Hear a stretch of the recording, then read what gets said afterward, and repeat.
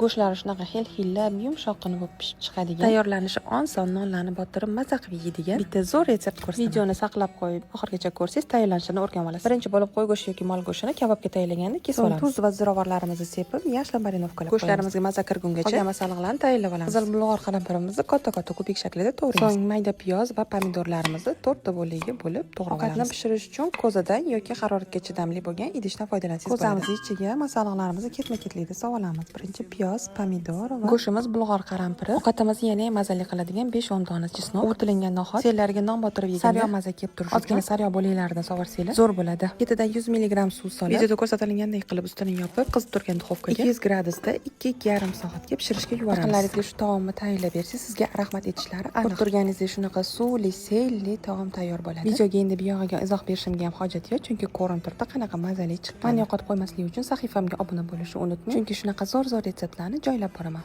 Shuncha harakatimga bitta laykingizni ayamang.